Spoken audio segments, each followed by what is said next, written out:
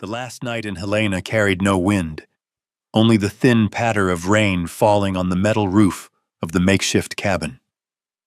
Isola Gray sat at a shaky wooden table, a dim oil lamp near the edge, its unsteady light making the coins before her look as if they trembled.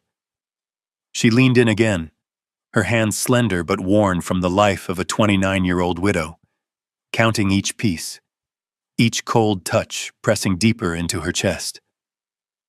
$2.70, $1 to cover the rest of her room fee, maybe 30 cents for cornmeal, a little dried beans for one last meal, and 80 cents for the stage leaving Helena before sunrise.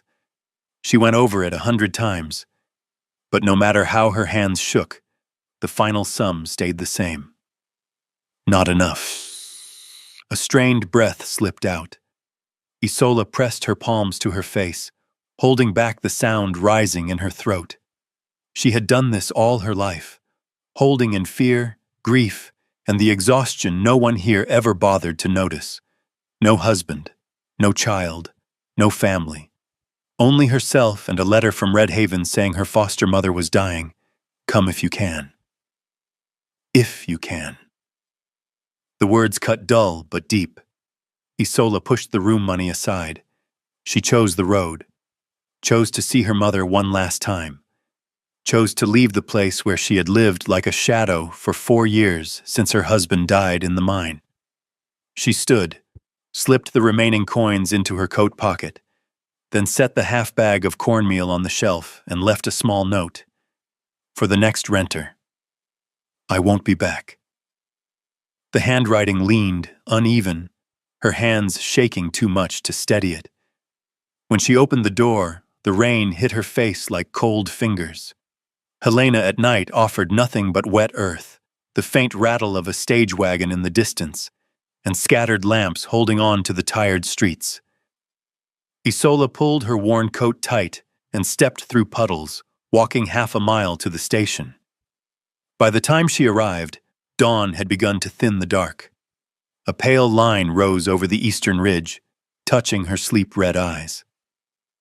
A few travelers waited, a heavy-set merchant muttering to himself, a farming couple holding seed bags, and a man leaning against a post, his hat brim shadowing half his face. When the stage arrived, the horses struck the wet ground with a heavy rhythm. The driver swung the door open, and people boarded one by one.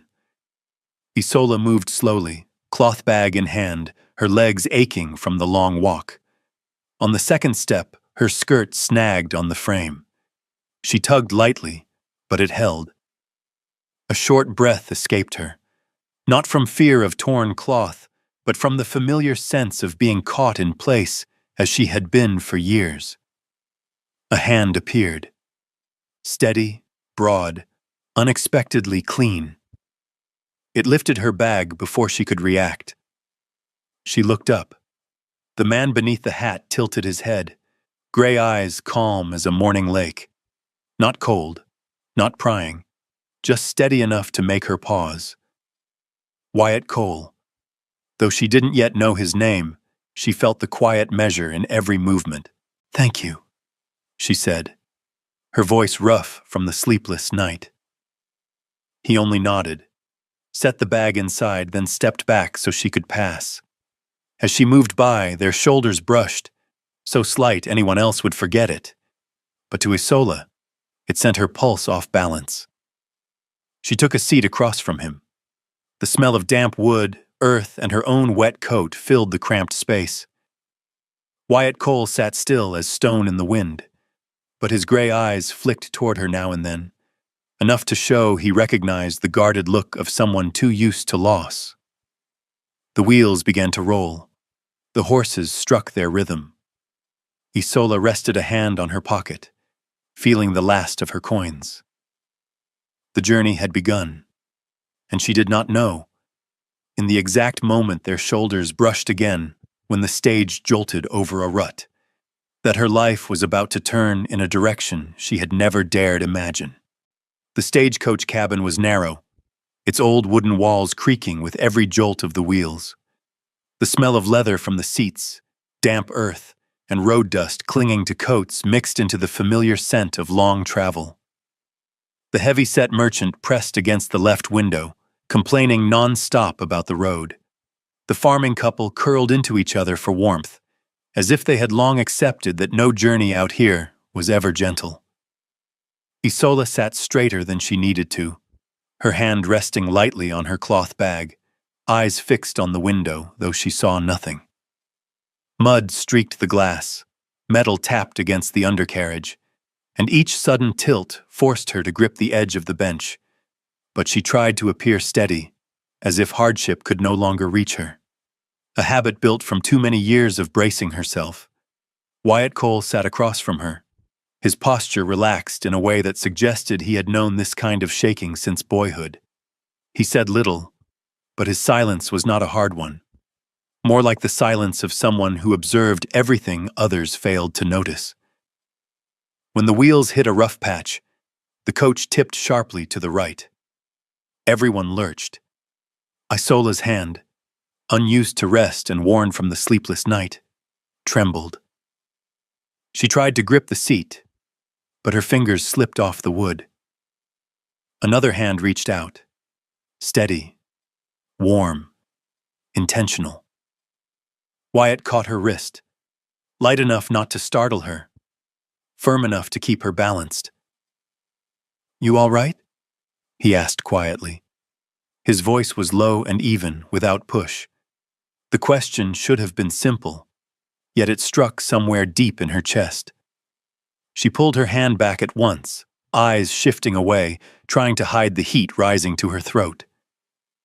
"I'm fine," she said, though both of them knew she wasn't. The warmth from his hand lingered on her skin. Wyatt didn't press, only nodded in a way that respected her withdrawal, then turned his gaze back to the window. But Isola knew he kept track of her, not out of curiosity, but because he saw the strain she carried and tried to mask. She shut her eyes, forcing her breath to steady, but the sudden tilt had dragged up memories she worked hard to bury. Men running from the mine, their faces streaked with mud and stone dust. Someone shouting her husband's name, Lyle Gray. The way they carried him out on a wooden plank, breaths breaking, dark blood spreading across his shirt. Death coming fast, in a rain-soaked afternoon, much like last night. Isola opened her eyes to push the ghosts back. She could not let them take her now. Not when she had to reach Red Haven. Not when her foster mother breathed on borrowed time. Wyatt spoke just then, as if sensing the knot tightening in her chest. "I used to run messages along the line between Helena and Red Haven," he said, voice steady. "Roads like this, you get used to them." Isola looked at him. "You traveled a lot?" "Enough to know where the mud pulls you in and where to stay clear when it rains. And," he paused a moment, "enough to know Red Haven isn't easy if you don't know your way." The last words left something unusual in her, as though he knew more than a stranger should. But he spoke with a calm that had no edge, no reading of her life. Just a man who understood the frontier and the towns people reached, but seldom settled in. Isola pulled her shawl tighter. "I'll manage," she murmured, mostly to convince herself. Thunder rolled in the distance, and wind pushed hard through the seams of the coach. Wyatt tilted his head toward the sky darkening outside. "Rain," he said, plain as a fact. "And rain in this stretch tends to bring trouble." The coach jerked hard to the left, a deep jolt. The wheels slid into something soft and heavy. The merchant shouted. The farming couple clung to each other. The coach lurched to a stop. The horses cried out against the wind. Mud splashed high against the frame. Wyatt let out a slow breath. "We're stuck." Every muscle in Isola tightened. Rain began to strike the roof, first scattered, then pouring as if the sky had tipped. The journey had only begun, yet the first trial had already stepped into their path. The stagecoach wheels churned in the thick black mud, each sinking sound like something swallowing the whole wagon. The driver shouted a short, rough command, pulling hard on the reins, but the horses only stomped helplessly. The mud was so dense that every tug drove the coach deeper. "Out!" he yelled. "If we don't push, we're sleeping out here." The merchant groaned as if disaster had struck, and the farming couple jumped down at once, their boots swallowed to the ankles in a second. Isola hesitated, but Wyatt opened the door before she moved, ducking under the low roof, then turned back with his hand extended. "Careful," he said, voice steady in the wind. Isola hated leaning on anyone, hated revealing even a trace of weakness, but the ground was too soft, and her skirt was far from practical. She placed her palm in his. The touch was brief, yet the steadiness in his grip was almost strange, like he always knew exactly where to stand so others wouldn't fall. The moment her foot met the ground, mud caught the hem of her dress, dragging it heavy as iron. She tried to steady herself, but after one step, her foot slipped. A sharp breath escaped her as her body pitched to the side. Wyatt caught her instantly, so fast she couldn't track how he moved. His arm came around her back, holding her upright before she crashed into the wheel. They stood close enough that his breath touched her ear. "Easy," he murmured, calm and without pressure. Isola tried to regain herself, but her heart hammered, from the slip, and from something she refused to name. When she straightened, Wyatt released her at once, giving her space, giving her dignity, as though he understood a woman like her did not want to be seen as someone needing rescue again and again. "Thank you," she said, her voice thin as wind through a crack. Wyatt only nodded. The driver called out, "Take your places on both sides. Push when I holler." The farming couple moved into position. The merchant lingered behind them, trying to keep his shoes from vanishing into the muck. Isola found a grip along the coach's side, but the mud kept sinking her down, inch by inch, tilting her balance. Wyatt stepped beside her, slightly behind, exactly where he could catch her if she slipped. His voice came near her ear, low and warm. "Push with me. Don't strain your arms. Use your legs." His breath brushed her neck, and a shiver rose along her spine. She drew in a breath, nodded, and tightened her hold on the frame. 3, 2, 1. They pushed. Isola leaned forward, mud splashing cold across her skirt, heavy and soaking. Wyatt braced in perfect rhythm, his strength steady, never overwhelming, but enough to keep her from tipping. "Again!" the driver shouted. The second push was stronger. The horses lunged, dragging the coach forward. The wheels shrieked in the mud, then burst free with a thick, heavy pop. Everyone stumbled with the sudden release. Isola chaunt, nearly slipped again, but Wyatt's hand steadied her elbow, silent and sure. "All right?" he asked. His voice had become familiar enough that she almost leaned toward it. "I'm fine," she said, though her uneven breath betrayed her. They climbed back inside, mud dripping from her hem onto the wooden floor. Isola sat down, shoulders weighted like stone, rain sliding from her hair down her collar and spine. She tried to sit upright, but her shoulders trembled with cold and exhaustion. Wyatt watched a moment, then offered her a clean, folded cloth. "Take it," he said. Isola shook her head. It's only a cloth," he replied, tone so calm she couldn't refuse again. She reached for it, eyes lowered but their fingers brushed. Warmth ran along her hand like a spark to a place long untouched. She wiped her face, the mud on her neck, then rested the cloth on her lap. Rain pounded the roof now, hard and unrelenting. Isola looked out through the fogged window. Dark bands of storm clouds gathered over the mountains, thick as ink. The air in the coach shifted, heavier, tighter. Wyatt looked out as well. "Storm's coming," he said softly. A shiver ran through her. Not from cold, but from a quiet sense that what waited ahead would test more than their strength against the weather. It would test her heart. Night fell so fast, no one inside the coach noticed it coming. A white flash tore across the sky, cutting through the small window like a cold blade. A second later, thunder hit the earth as if the whole ridge had roared. The entire coach shook, the horses shrieked hoarsely, and the driver shouted something the wind swallowed. Isola gripped the seat until her knuckles turned white. She forced herself upright, but the cold rising from the floor crawled up her legs, dragging with it a memory buried so deep she believed it gone. Wind cutting through the cracks of the barn door, straw spinning in small circles, lightning slipping through the broken roof and lighting the small legs of a child left alone. She had been 8 then, her foster mother gone to the next town for supplies, promising to return before the storm. But the storm came early. Wind ripped open the latch, caved part of the roof, and the little girl was trapped inside, thunder breaking so close she thought the ground had split. A thunderclap crashed over them now. Isola gasped. Not an exhale, but a breath caught wrong.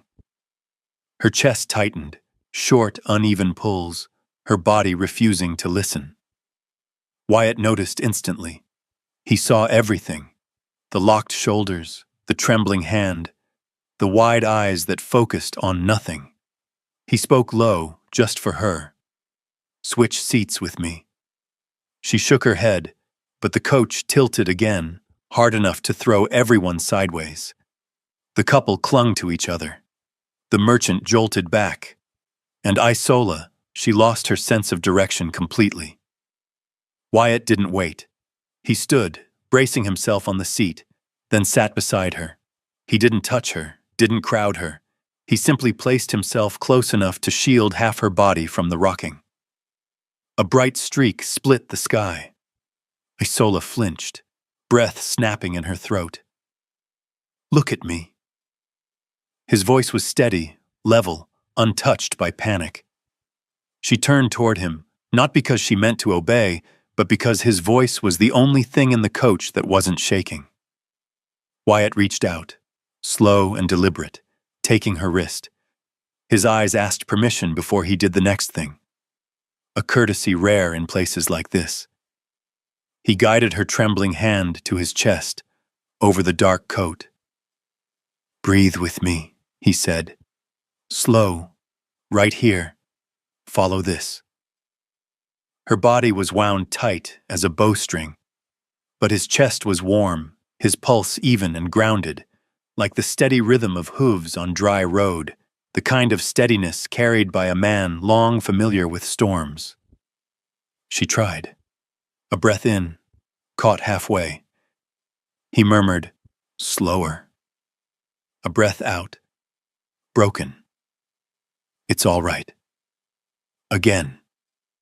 Each thunderclap seized her chest. Each gust made her shudder. But each time his hand at her wrist kept her breath from fleeing her body entirely. The coach jerked hard to the left. Isola tipped, instinctive, and her shoulder pressed into his. Her forehead brushed the edge of his collar.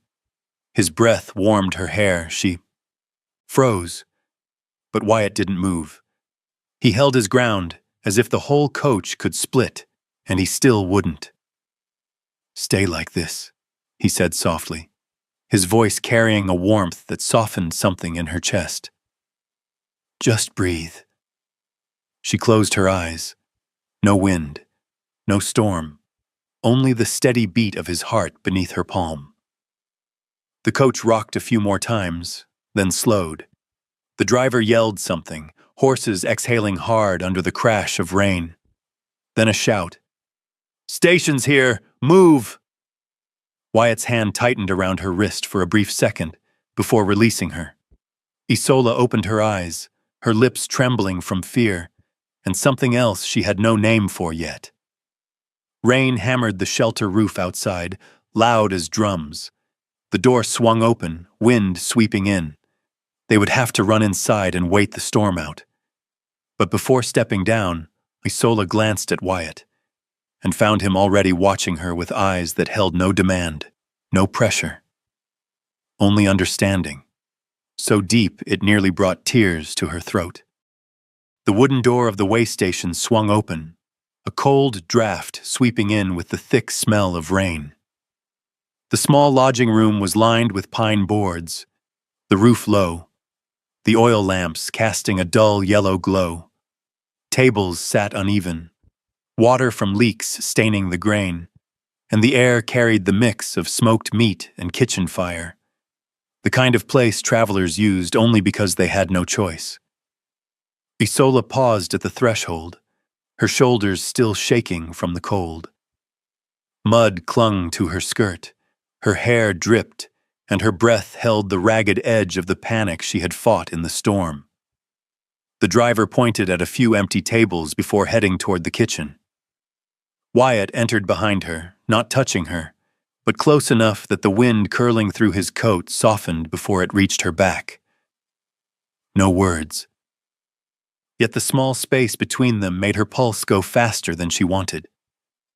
They sat at a wobbly table in the corner. Isola placed her hand on the rough surface, feeling the cracks in the old wood. When the server brought out their plates, stew with vegetables and a thick slice of bread, she froze for a moment. She knew the price of a meal like that. She also knew she only had enough money to get home, not for a warm supper. She lowered her eyes, ready to refuse, but the server looked at Wyatt. "He's paid." Isola stilled. Wyatt didn't look at her. Not once. He only tore a piece of bread, as if the matter held no importance. She understood. He was giving her dignity. She was grateful, but the only repayment her pride allowed was pretending she didn't know. She lifted her spoon, her hands still cold. The hot food sent up steam, its smell stirring the hunger she had swallowed all day. She ate slowly, carefully, trying not to show how empty she truly was. Wyatt saw enough to understand everything, but stayed silent, as if he saw nothing at all. After a moment, he stood, fetched a cloth from the counter, dipped it in warm water, and wrung it out. Then he returned to the table. No words. He simply laid the cloth over her shoulders. A small gesture, yet it made her whole body go still. The warmth seeped in slowly, as if someone patient was coaxing her tense heart to ease. She didn't look at him. He didn't look at her. Just that closeness, too close for propriety, yet exactly right for what both of them needed. After a while, they spoke. Not about the storm, not about fear, but about things truer than that. Isola leaned back slightly, her voice quiet like a coal ember under the stove. "I've spent half my life living out of borrowed rooms. No home, no land, nowhere to rest. I keep moving because nothing ever asked me to stay." Wyatt turned the tin cup in his hand, listening without cutting in. He spoke only when she finished. "Long roads can make a person think they were born to walk forever. I know that feeling." His eyes darkened a shade. "I spent near 10 years on the trails. Slept wherever I landed. Woke with no one remembering I was out there. No one waiting at the end of any road." Her breath caught. Not from pity, but because for the first time, someone spoke a hollow that matched her own. "You have no family?"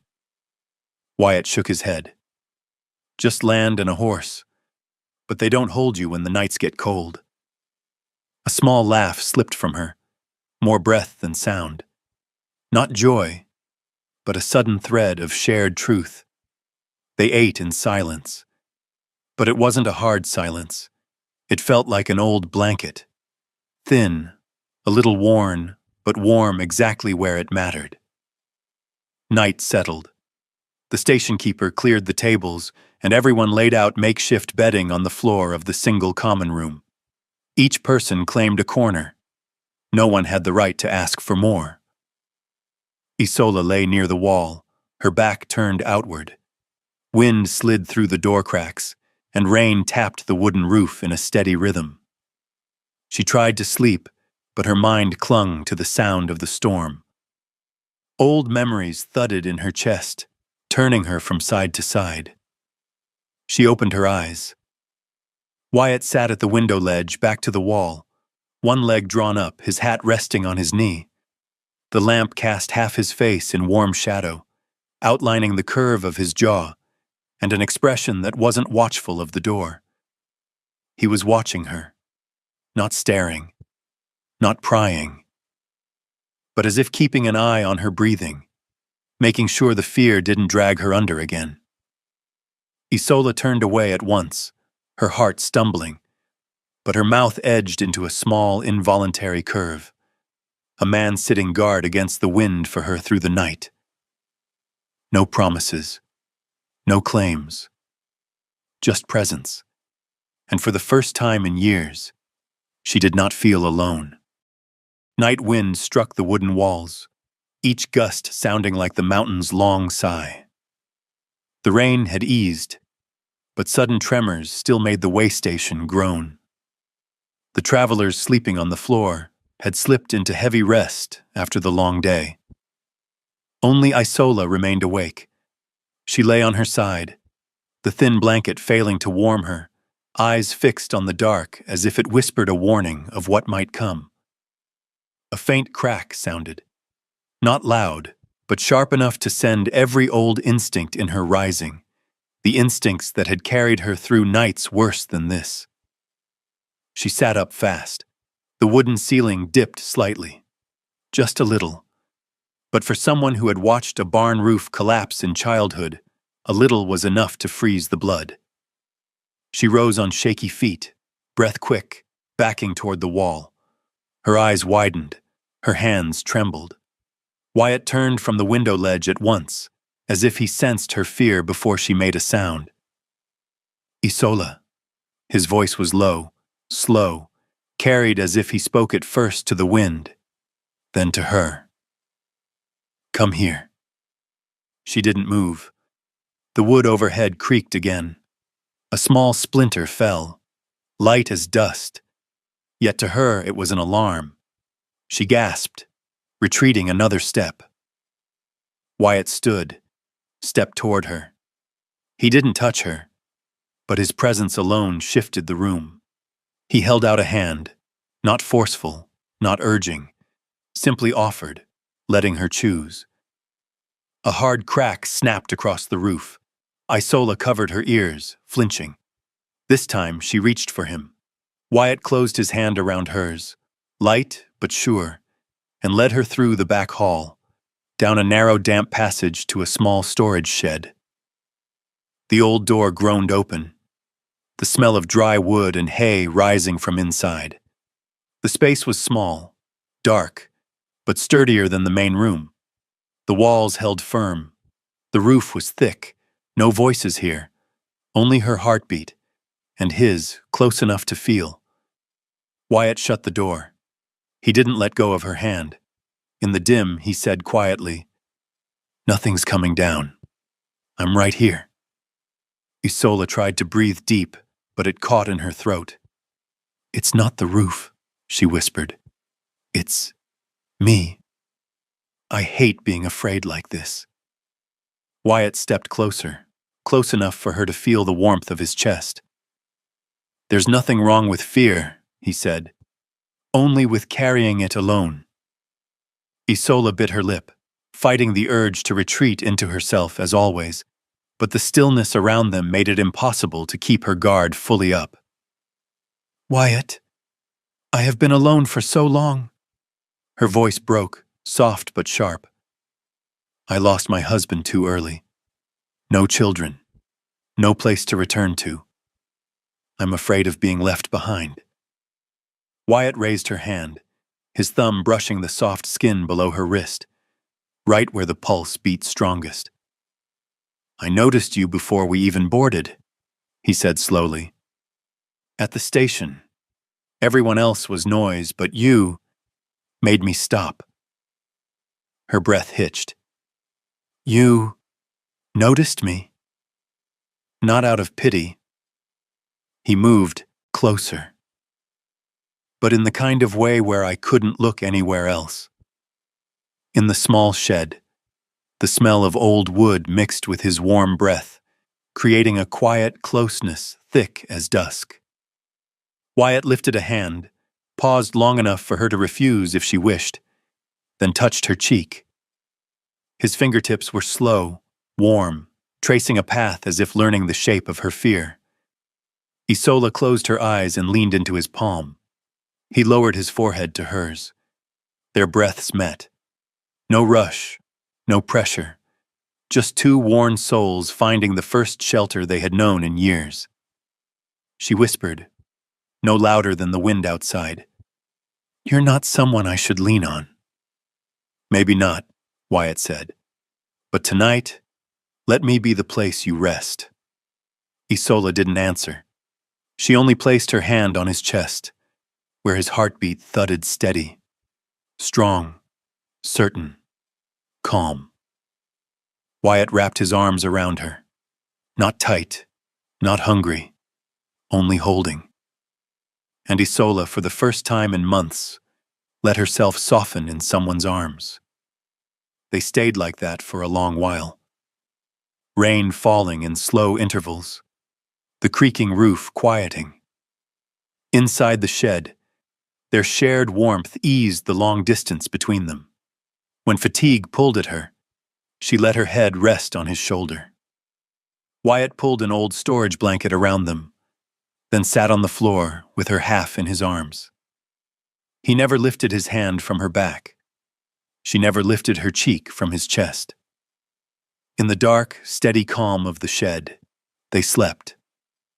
Not because fear was gone, but because for the first time, neither had to fear alone. Isola woke to early light slipping through the cracks in the shed wall. A pale band swept across the wooden floor and touched her eyelids. She blinked several times, slow and heavy, as if her lashes were stuck together from a sleep too deep. There was the faint scent of old timber, and beneath her cheek, the warmth of a man. The moment she realized it, she jerked upright as though cold water had been poured down her spine. The blanket slid off her shoulders. Her breath caught in her throat. Wyatt still sat against a storage chest, one arm resting in the space she had just left. His eyes were closed, his breathing steady. The dawn lit the edge of his jaw, sharpening every line, peaceful in a way that unsettled her. She pulled back fast, straightening her coat, trying to hide the flush rising into her face. Wyatt opened his eyes. No surprise, no questions. He looked at her for a long moment, a look that made her pulse stumble. Sleep all right? His voice was low, roughened by sleep. Isola swallowed. I didn't mean... She had no sensible words to explain falling asleep on the shoulder of a man she had known 2 days. Wyatt didn't smile, but something in his eyes had the soft look of cooled ash. No need to explain. You were tired. So was I, that's all. Those simple words only made her more flustered. His calm, the ease with which he accepted the closeness, made it difficult to meet his eyes for a few breaths. She stood first, brushing dust from her skirt. Wyatt folded the blanket, careful, as though it weren't the way station's old cloth, but something that deserved respect. When they returned to the main room, most travelers were awake. The driver called for an early departure. Storm's gone. If we ride now, we can reach Red Haven before sundown. Isola tightened her grip on her bag, avoiding the looks from those who had seen them step out from the back hall together.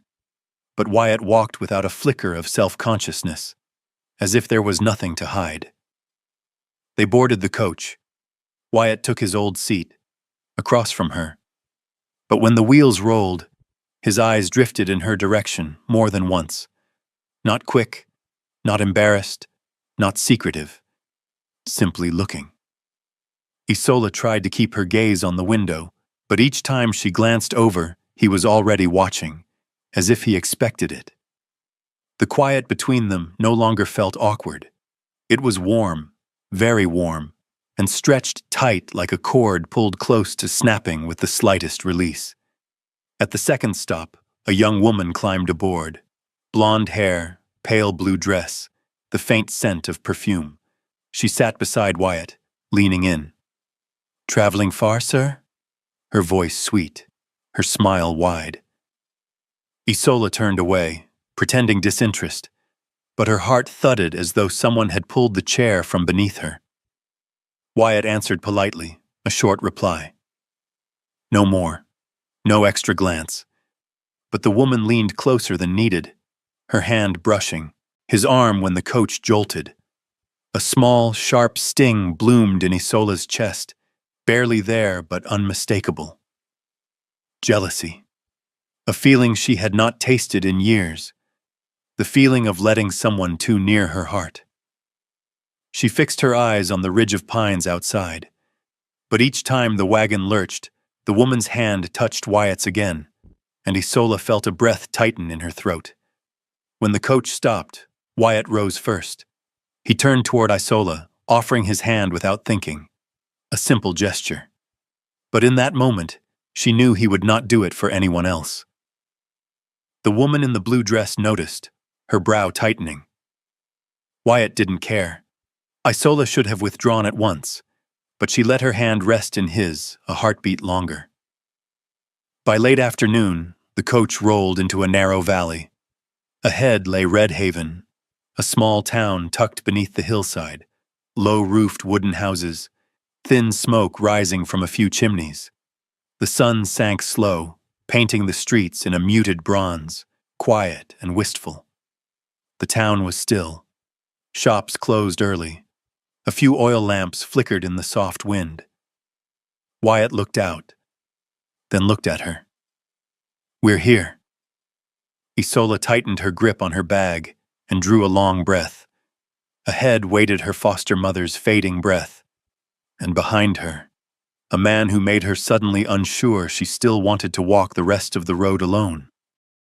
The Red Haven Infirmary was only a small wooden house refitted for care, its old tin roof sagging in the middle, its white walls yellowed with time. When Isola stepped through the door, the smell of boiled cloth and bitter medicine washed over her, dizzying, like memories rushing back all at once. Her footsteps sounded faint on the floor. A nurse pointed her to the last room down the hall. Isola slowed, her hands tightening around her bag strap, as if letting go might spill her heart onto the ground. Wyatt walked a few steps behind, close enough for her to feel his presence, far enough not to intrude. When they reached the final door, Isola stopped. Her breath thinned into a single fragile line. "Go ahead," Wyatt murmured. "I'll wait here." A respect that needed no explanation, and yet it pressed against her ribs. Isola pushed the door open. Inside, an elderly woman with deep brown skin and silver hair damp with sweat rested against two thin pillows. Her cheeks had hollowed, her eyes half closed. But the moment Isola entered, they opened at once. "My girl." The voice trembled, but it was clear, and that sound shattered the last hard shell Isola had been holding. She knelt beside the bed and took the frail hand in both of hers. "Nina, I'm here." The woman's fingers shook, then steadied, tightening around hers. "I knew you'd come. Storm or distance, you always come." Isola bowed her head over that weathered hand, tears falling quietly onto the rough skin. No sobbing, just the tears she could no longer hold back. Nina stroked her hair the way she used to. "You've grown thinner, and you're still not sleeping enough, are you?" The truth of it brought a small, cracked laugh from Isola. Nina started to speak again, then glanced toward the cracked open door. One look was enough for Isola to know the question forming. The older woman lifted a brow, her voice thin but sharp with the same authority she'd had when corralling children years ago. "Who is that man?" Isola startled, glancing out.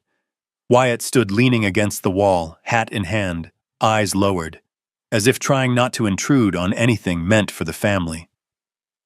"He's just someone from the stagecoach," Isola said, her voice so small she wasn't sure Nina heard. The older woman let out a soft, knowing snort. "Just someone? Then why is he standing guard like a soldier?" She narrowed her eyes.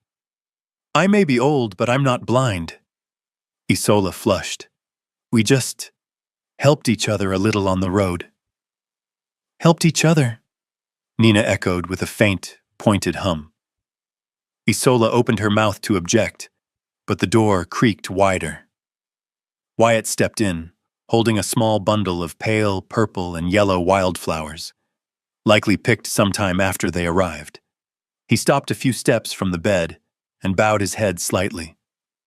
"Ma'am, thought I'd bring a bit of color into the room." Nina's eyes sharpened at once. "Well now, a handsome man who knows how to choose flowers. Hardly looks like a passerby." Wyatt blinked. One of the rare times Isola saw him caught off balance. He extended the flowers. "Hope you like them." "I surely do." Then she flicked her gaze toward Isola. "Look at this. A thoughtful man like that. Don't let him slip away." "Mother?" Isola's protest came out half-whispered, half-pleading. Wyatt cleared his throat softly. "I'll give you two some time. I'll be right outside. Not going anywhere." That line felt like someone had set a warm stone in Isola's chest, small, but heating everything around it. When he left, Nina took Isola's hand again. Her grip was weak, but warm as always. "My girl, you don't have to live like a ghost forever." The voice was rough, but sharp as the final stitch in an old cloth. "I know you're strong, but too much strength can turn into loneliness." Isola lowered her head. "I don't know how to love anymore. I don't know how to trust." "Then learn again," Nina whispered. "Like learning to sew. The first stitch will be crooked, but your hands will remember." Isola let out a soft, bitter laugh. "He's just a man passing by." "No." Nina shook her head, eyes wise and gentle. "When a man waits at the door all night so he won't disturb you, that's not someone passing by." Isola had no words. Later in the afternoon, when Nina drifted back to sleep, Isola stepped into the hall. Wyatt stood at the far end, hands in his pockets, looking out at the small dirt yard outside the infirmary. She approached him. "I'll be staying a few days," she said. Wyatt turned, his gray eyes catching a glint of the fading sun. "I know. I'll stay too." Isola stiffened. "You? For what?" "Red Haven's big enough for a man like me. When you're done, I'll take you back." He said it as simply as noting the weather. But to Isola, the words fell heavy, with the weight of a promise she had not heard from anyone in a very long time. Early spring in Red Haven carried a strange kind of calm, pale sunlight slipping over wooden eaves, thin dust rising each time a wagon passed, and the morning church bell ringing, like the slow breath of a town long used to moving gently. Isola stepped into a place she had never imagined belonging to, the office of the Red Haven Ledger, a small wooden building with windows facing the main road, stacks of print paper piled to her shoulders, and the smell of ink clinging to anyone who entered. The editor, Elsie Marner, a sharp, thin woman with her hair tied high, handed her a sheet of paper. "You write, don't you? I read the note you left the nurse to reserve a room. Neat penmanship, clean sentences." That was how Marner hired people. No interview, no questions about background. She either trusted or she didn't. "Write a short report on last week's flood. 400 words. Whether we print it depends on how you do." Isola nodded, her heart beating harder than it ever had with a pen in her hand. She sat at the table, her fingers still showing the faint tremble of the past days, caring for Nina. Sunlight angled through the window onto the blank page, and for the first time in years, Isola Gray found herself doing something no one expected from a black woman, with no home, no support, and no place to stand. She was writing about the very town she had stumbled into. The words came as quietly as breath. The creek rose to our knees, but the people of Red Haven did not leave each other. They held hands through every foot of mud and walked as one. I believe some small towns know how to stand closer than cities ever will. When she set the pen down, a shadow crossed her table. Wyatt. He stood outside the open window, not stepping in, his habit. The brim of his hat cut the sunlight, his gray eyes steady on her. You drink coffee, don't you? He held out a steaming tin cup. Isola took it. You don't have to keep bringing this every day. Wyatt leaned lightly against the window frame. I know, but I want to. No long explanation, no excuse. And he didn't look away from her. Elsie Marner caught the sight from her window slit, narrowing her eyes, though the corner of her mouth curled, as if she knew too well the shape of a feeling growing right in front of her. That afternoon, Wyatt came again, but this time he brought no coffee. He simply stood close enough that the breeze through his leather coat brushed her hair. Walk with me? He asked it like commenting on the weather. Isola glanced at the piles of paper, then at those gray, storm-flecked eyes. She nodded. They walked along Red Haven Creek, where the water ran small but clear, reflecting the sky like a breathing mirror. The stones along the bank were round and slick from the recent storm.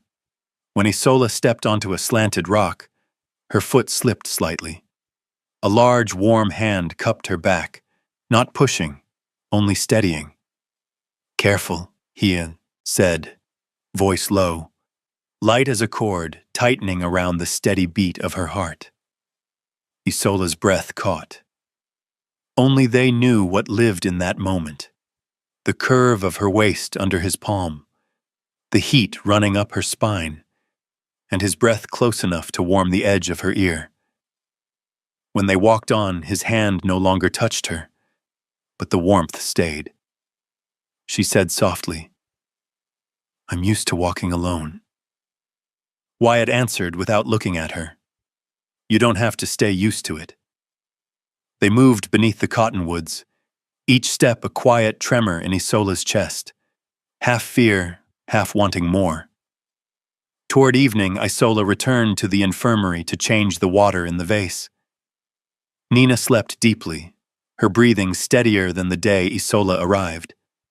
The peace of it made Isola's eyes burn, a mix of relief and dread of losing it. As she stepped into the hall, a voice called from the far end. Miss Gray? Are you Isola Gray? She turned. A middle-aged man in a white shirt stood there, holding a stack of papers. I'm Bishop Alden, the town land steward. I have business regarding Miss Nina's estate. Isola stiffened. Estate? What estate? He approached and placed the papers in her hands. His voice was firm but sympathetic. Her land is under dispute. Someone is trying to force you off it. Isola went still.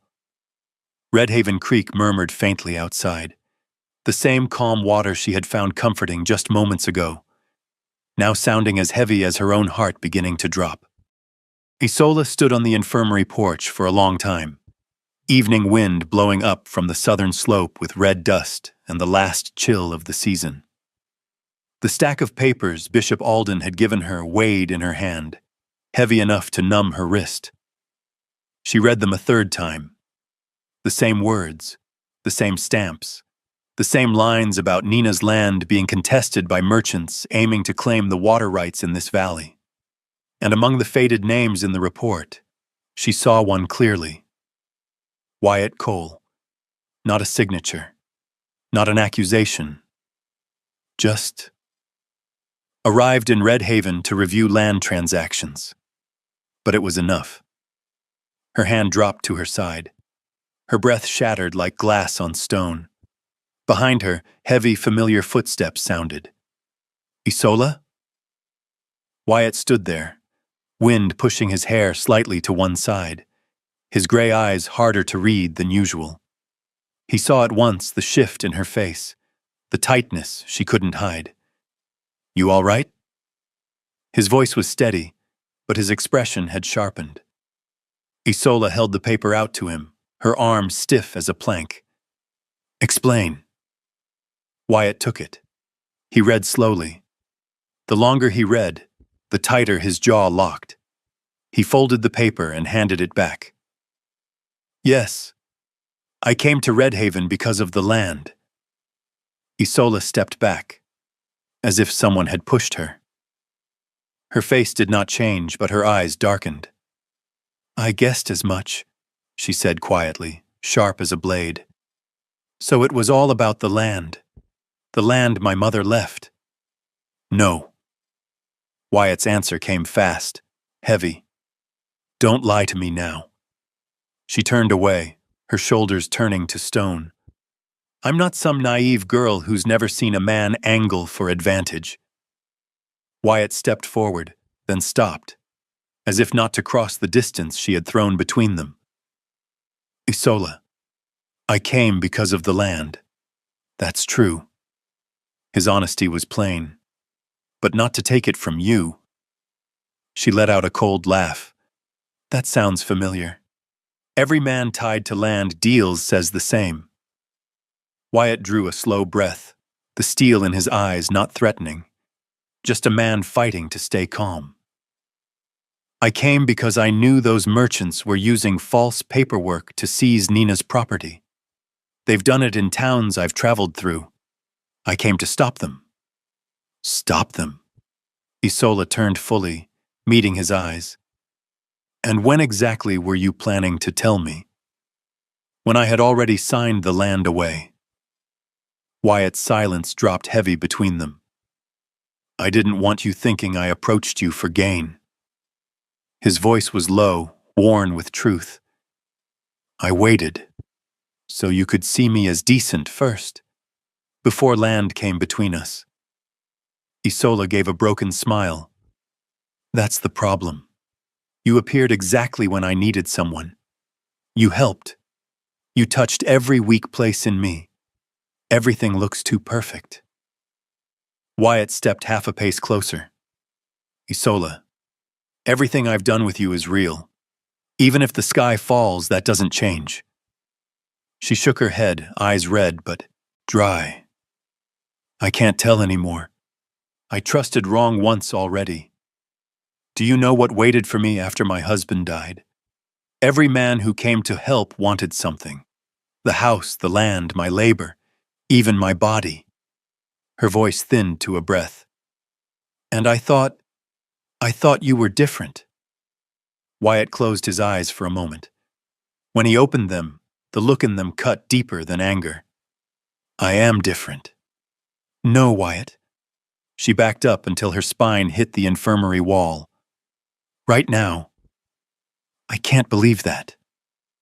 No sound followed, only the faint beat of wind against the wooden door behind her, matching the uneven thud of her own heart. Wyatt finally understood. Not anger, not disappointment, but the shutting of a door, the instinct of someone who had lost too much trying to protect what little remained. He nodded, slowly. If you need time, you'll have it. A breath. But I'm not leaving. Isola turned her face away, offering no answer. Wyatt stepped back, wordless, and walked down the hall, his boots heavy enough to make the wooden floor creak under each step. Minutes later, Isola entered Nina's room again. The old woman's eyes were open, studying the pain still written across Isola's face. My girl, she whispered. Something happened. Isola forced a smile. It's nothing. Nina narrowed her eyes, voice thin but sharp as a heated needle. Don't lie to someone about to die. Isola bowed her head. I don't know if I should trust him. Nina gripped her hand, weak fingers but steady. Isola, she murmured, in this life remember one thing. She looked deep into Isola's eyes, as though seeing directly into her chest. You already know whether you trust him. You're just too scared to admit it. The words landed inside Isola like a mark, and she understood. Every locked door in the heart always has its key somewhere in the trembling hand that closed it. That evening, Redhaven lay under a kind of light. People rarely paused to notice. A slow gold, warm as an oil lamp running low, but refusing to go out. Dust drifted in the air, rising and settling as if time itself had halted for half a beat. Isola stood on the porch of the inn where Wyatt was staying. Her hands gripped the edge of her coat, not against the cold, but to steady the heart that would not stop trembling. She had spent the whole afternoon trying to decide what to say. But when she stood before the wooden door, every prepared word vanished like dust on the road. She knocked. Wyatt opened at once. No question why she came. No surprise. From the look in his eyes, he seemed to know this moment would come. Isola's eyes blurred the second she saw him, not from anger, but from exhaustion. Exhaustion from fighting herself for too long. She spoke first, her voice thin and rough as a frayed thread. I'm scared, Wyatt. He didn't interrupt. He didn't step in. He simply stood there with the patient stillness of a spring where water never stops moving, never raises its voice. I'm scared of being used, she said. Scared of opening my heart and being left again. Scared of trusting the wrong man one more time, when I'm not sure I could survive it.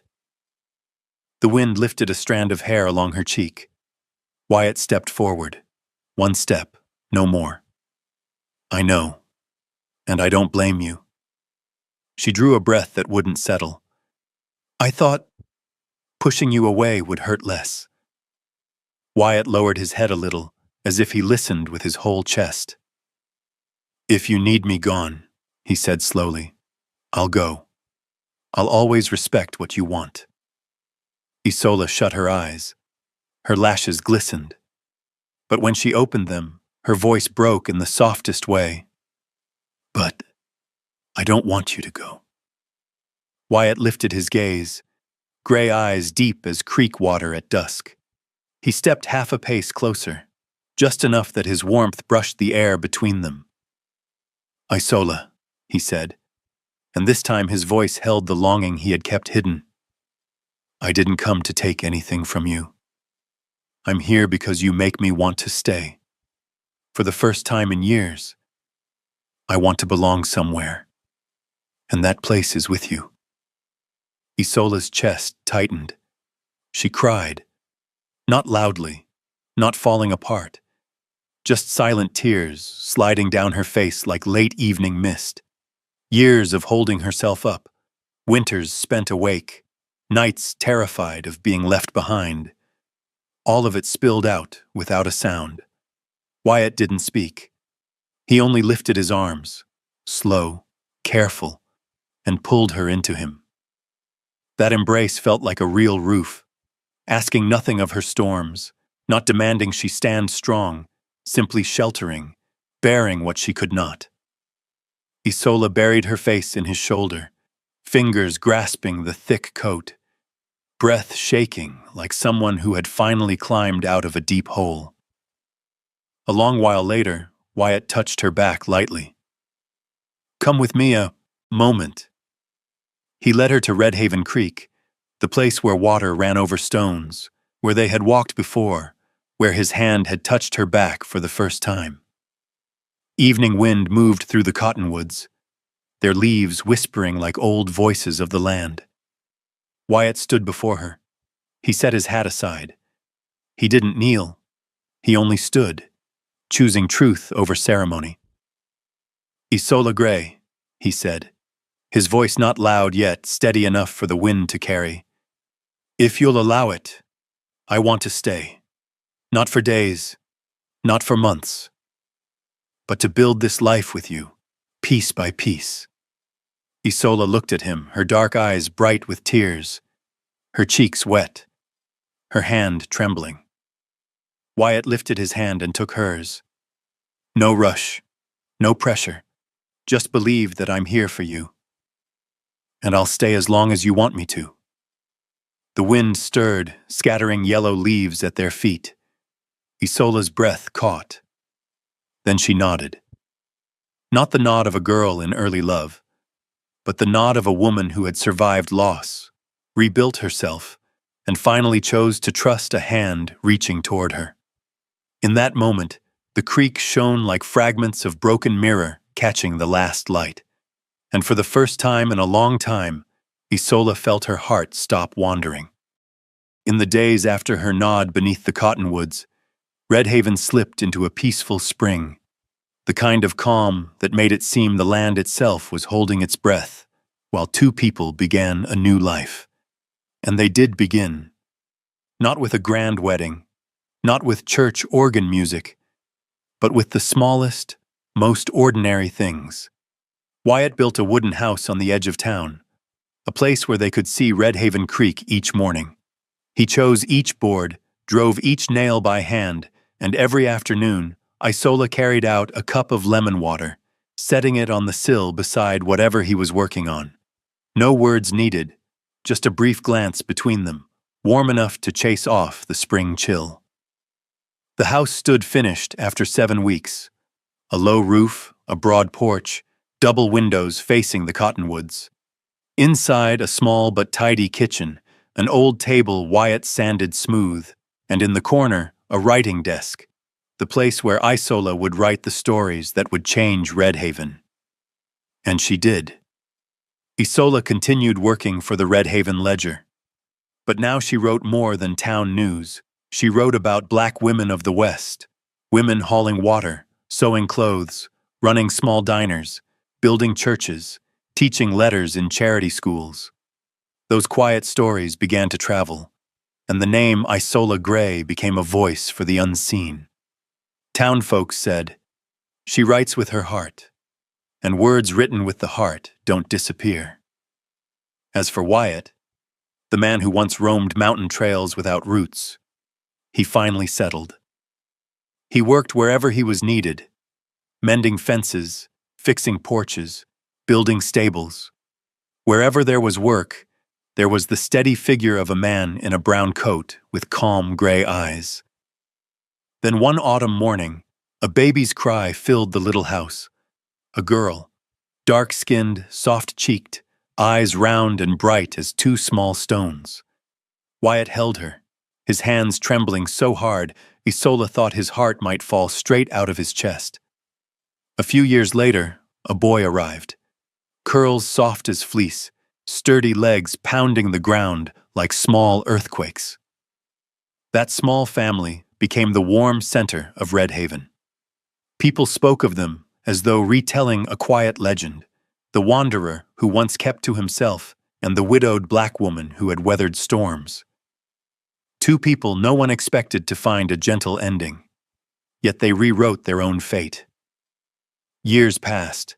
The old boards gave way to new ones. Isola's writing desk soaked in the seasons. Wyatt slowed a bit, threads of gray in his hair, though his eyes held the same calm as the day she met him. One late summer afternoon, a breeze moved through the porch.